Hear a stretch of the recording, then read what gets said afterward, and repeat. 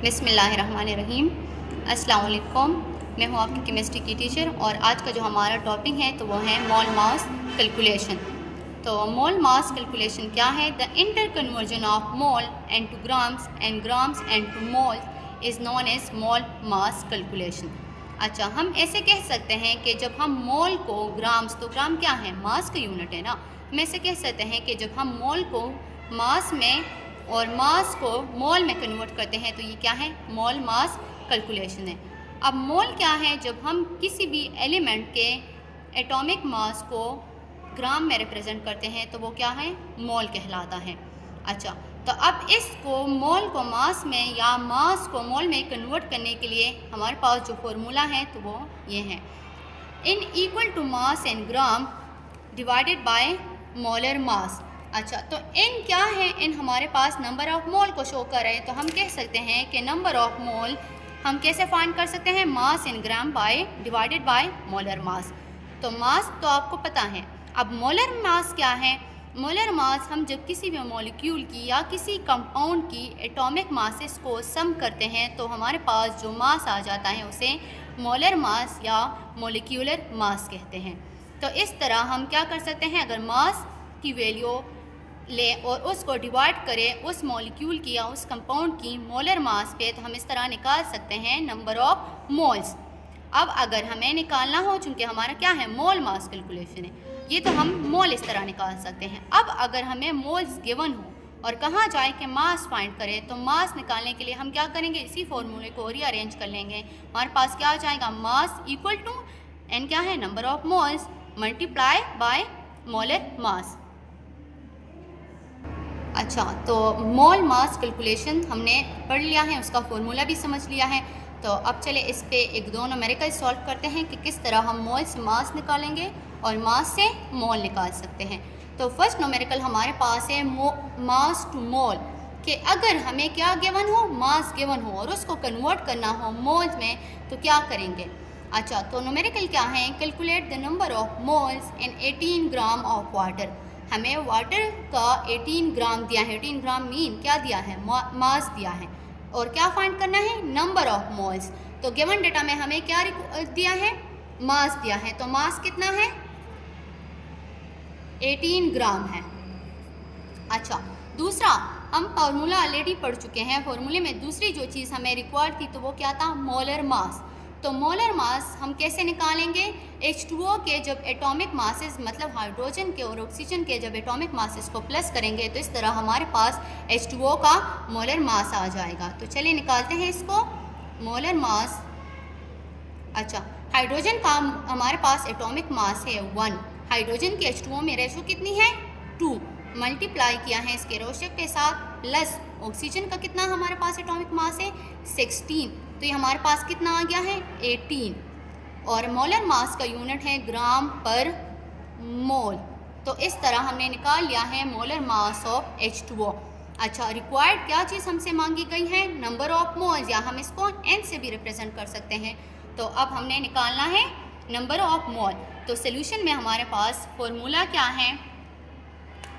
Number of moles equal to mass divided by molar mass.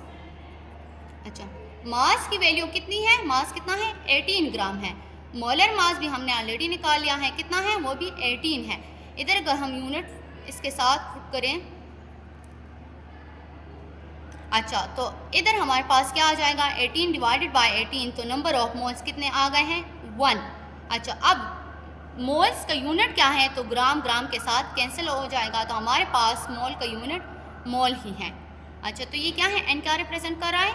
Number of moles. तो हम कह सकते हैं कि number of moles in 18 gram of water कितने हैं?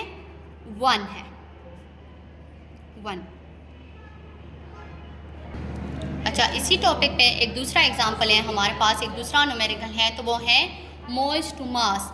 अब मोल्स हमारे पास अगर गिवन हो और कहाँ जाएं कि इसको कन्वर्ट करें किसमें? मास में, तो हम कैसे करेंगे? अच्छा, तो इधर हमारे पास न्यूमेरिकल क्या है? Find the mass of 2.5 moles of carbon dioxide. हमें एक मॉलिक्यूल दिया गया है जो कि क्या है? Carbon dioxide. इसका मोल दिया गया है कि कितना मोल है? ये 2.5, और इसका निकालना है क्या? मास निकालना है। तो गिवन में हमें क्या दिया है, नंबर ऑफ मोल्स, या इसको हम लिख सकते हैं कि n इक्वल टू 2.5 मोल। अच्छा, क्या दूसरा हमें उस फॉर्मूले में रिक्वायर्ड जो होगी तो वो क्या होगी, मोलर मास होगा। तो मोलर मास हम निकाल चुके हैं ऑलरेडी वाटर का भी। तो इधर कार्बन डाइऑक्साइड का मोलर मास निकालना है। कार्बन का जो हमारे पास एटॉमिक मास होता है तो वो होता है 12 प्लस ऑक्सीजन का होता है 16, लेकिन ऑक्सीजन की रेशो यहाँ पे कितनी है, 2 है। हम क्या करेंगे, 2 मल्टीप्लाई 16। तो इस तरह हमारे पास इसका मोलर मास आ जाएगा 44, और मोलर मास का यूनिट है ग्राम पर मोल। तो ये क्या है, मोलर मास हमने निकाल लिया है किसका, कार्बन डाइऑक्साइड का। अच्छा, रिक्वायर्ड मीन क्या चीज़ हमने फाइंड करनी है, तो क्या फाइंड करना है, मास फाइंड करना है, मास ऑफ कार्बन डाइऑक्साइड, और किस में, ग्राम में। तो सोल्यूशन में हमने क्या करना है, फॉर्मूला पुट करना है। तो फॉर्मूला हमारे पास क्या है, हमने निकालना है मास इन ग्राम। तो ये हमारे पास इक्वल है number of moles multiply by molar mass.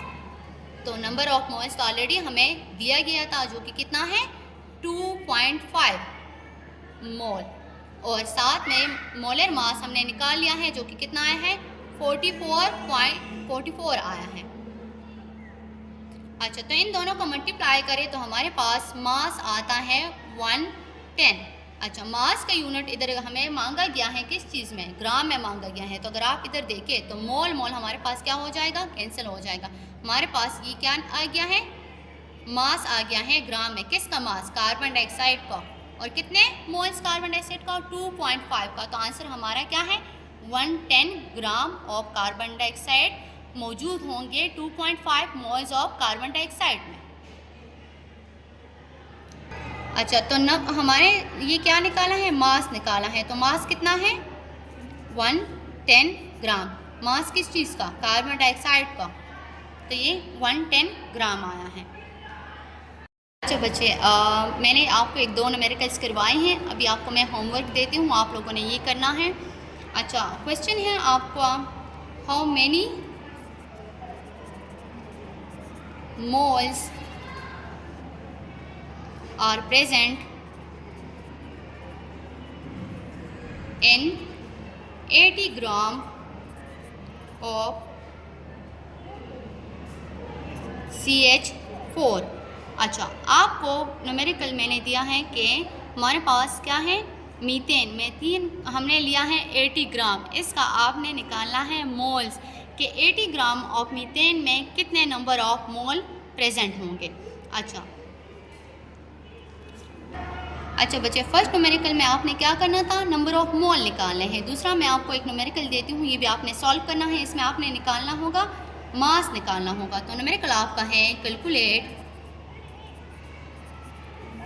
The mass of 0.75 moles of H2SO4। अच्छा, सल्फ्यूरिक एसिड का आपने क्या करना है, मास निकालना है। कितना सल्फ्यूरिक एसिड आपको मिला है, 0.75 मोल्स। इसका आपने मास निकालना है, और फर्स्ट न्यूमेरिकल में आपने क्या करना है, मोल्स निकालने हैं। तो आपकी दोनों कैलकुलेशन पे एक न्यूमेरिकल है, तो ये दोनों आपने सॉल्व करनी है। चले, उम्मीद है आप लोगों को इस लेक्चर की समझ आ गई होगी। तब तक के लिए अल्लाह हाफ़िज़।